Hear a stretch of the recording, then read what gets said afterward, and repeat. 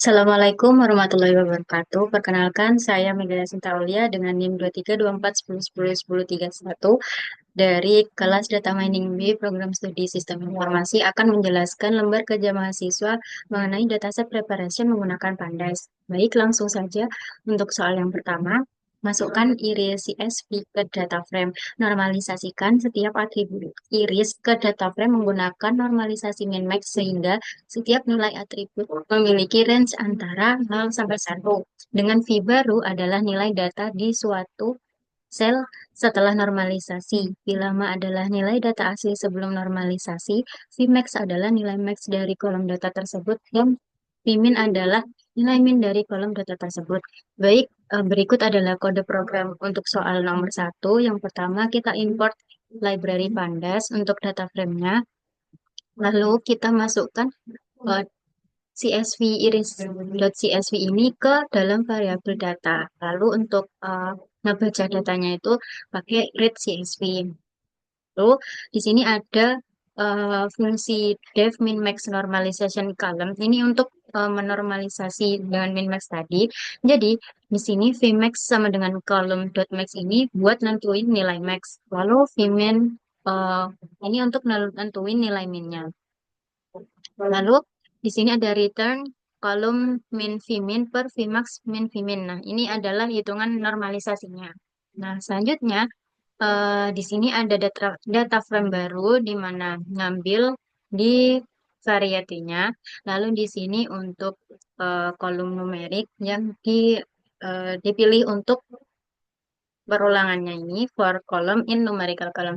Jadi di sini akan ngebentuk data frame baru yang isinya itu dari min max normalisasi tadi. Jadi hasil setelah normalisasi tadi disimpan di data frame baru di kolom V baru. Lalu ada kolom V lama ini untuk data frame yang sebelum dinormalisasi.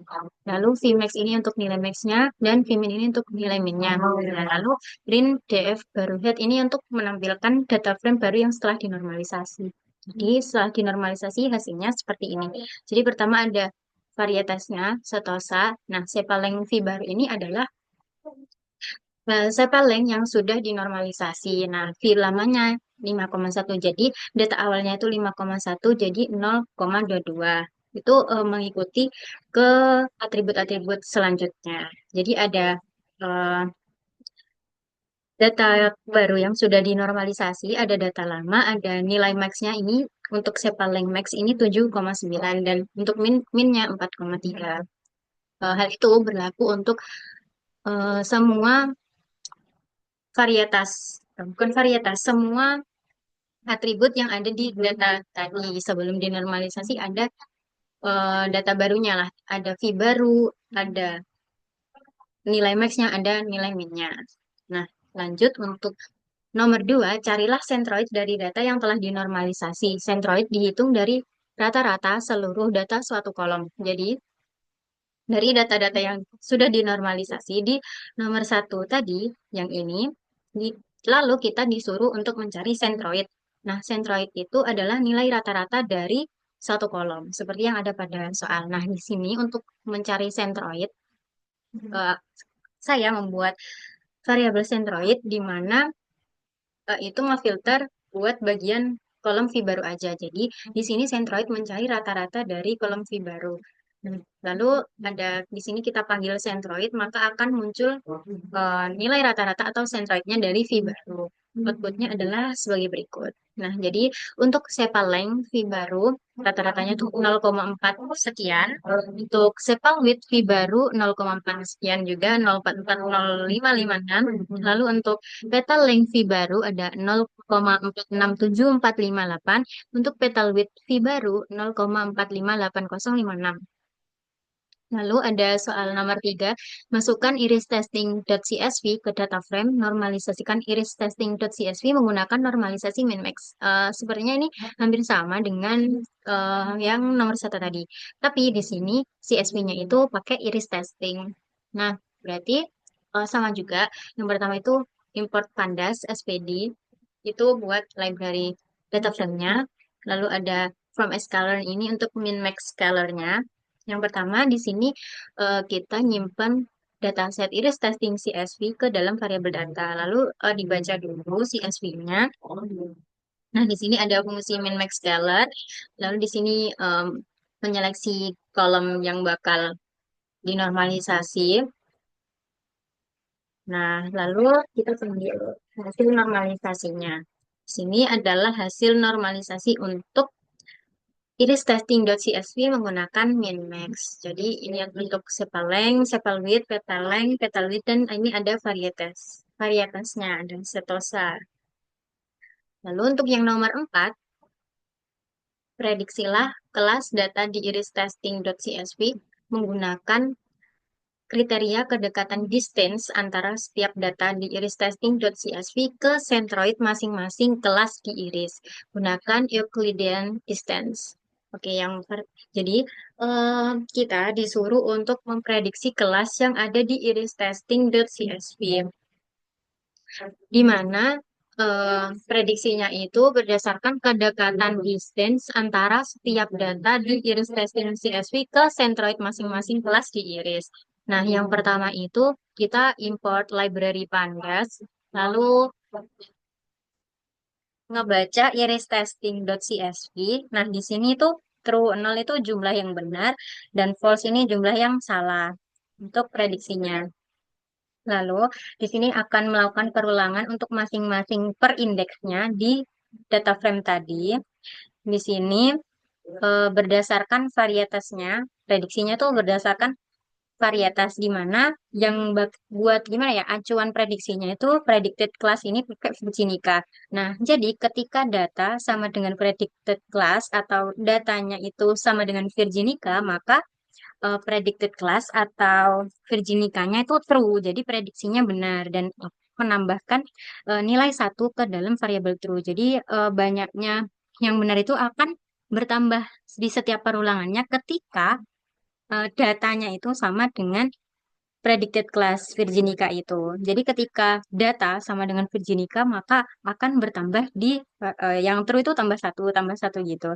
Nah, jika datanya itu tidak sama dengan predicted class atau bukan Virginica, maka Virginica-nya akan bernilai false dan yang variable false itu akan tambah satu. Jadi yang salah akan tambah satu. Itu begitu terus per indeksnya. Lalu setelah semuanya maka akan tampil outputnya seperti ini. Jadi Virginica false berarti yang data pertama itu bukan Virginica. Itu sampai sini. Nah, di sini ketika Virginica true berarti prediksinya tuh benar pakai Virginica seperti itu. Lalu selanjutnya untuk nomor 5, hitunglah berapa persen klasifikasi yang benar atau akurasinya saat memprediksi kelas. Nah, ketika kita melakukan perulangan tadi kan ada nilai true false-nya ya. Nah, akurasinya atau nilai yang benar itu bisa dilihat dari nilai true-nya. Nah, untuk mencari berapa persen akurasi prediksi kelasnya itu bisa dengan menggunakan variabel akurasi. Di sini akurasinya itu dihitung dari nilai true-nya yang benar tadi dibagi panjang dari data frame-nya atau dibagi semua jumlah datanya dikali 100%. Nah, lalu di sini kita tinggal manggil atau dengan ngeprint memanggil hasil akurasi tersebut. Nah, dari banyaknya nilai yang benar lalu dibagi banyaknya jumlah datanya lalu dikali 100 itu diperoleh hasil bahwa eh, prediksi tadi memiliki akurasi sebesar 33,33%. Nah, itu adalah penjelasan saya mengenai pengerjaan LKM nomor 1 sampai 5. Jadi, hasil dan analisis data berdasarkan hasil pengolahan data menggunakan pandas dan juga normalisasi min-max, setiap atribut numerik dalam dataset query CSV tadi berhasil dikonversi ke dalam rentang 0 hingga 1. Jadi, data frame iris CSV tadi menggunakan normalisasi min-max itu bisa dikonversi ke rentang 0 hingga 1. Sehingga dengan normalisasi tersebut memungkinkan perbandingan fitur yang lebih akurat. Setelah dilakukan perhitungan sentroid seperti yang ada di nomor 2 tadi, nilai rata-rata dari setiap kolom yang telah dinormalisasi digunakan sebagai referensi dalam menentukan kedekatan dengan data uji dari iris testing.csv. Untuk mengklasifikasikan data uji, metode Euclidean distance diterapkan guna menghitung jarak antara setiap sampel dengan sentroid dari masing-masing kelas dalam dataset pelatihan. Nah, hasil klasifikasi menunjukkan jumlah prediksi yang benar dan salah. yang kemudian digunakan untuk menghitung akurasi model. Jadi eh, nilai prediksinya tadi kan udah include benar dan salahnya. Nah, nilai benar dan salahnya itu digunakan untuk menghitung akurasinya. Jadi, semakin tinggi akurasi yang diperoleh, semakin baik model dalam mengenali pola data dan menentukan kelas yang sesuai. Mungkin dalam pengerjaan saya tadi masih 33% ya. Jadi, mungkin bisa diimprove lebih baik lagi ke depannya. Berikutnya adalah kesimpulan. Jadi, kesimpulan dari analisis analisis ini adalah normalisasi min-max efektif dalam menyelaraskan skala tanpa mengubah pola distribusi aslinya. Dengan perhitungan sentroid juga terbukti membantu dalam mengidentifikasi pusat dari setiap kelas dalam dataset pelatihan yang menjadi dasar dalam proses klasifikasi. Metode Euclidean distance juga cukup efektif dalam menentukan kelas berdasarkan kedekatan dengan sentroid.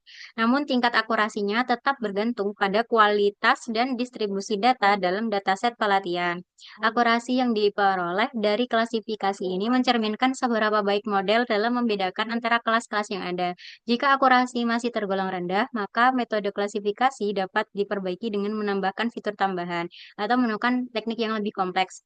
Sebenarnya karena tadi syaratnya itu membandingkan dengan jarak tetangganya, jadi K-nearest-neighbor ini bisa digunakan untuk meningkatkan model performa model yang tadi atau algoritma machine learning lainnya yang sekiranya sesuai.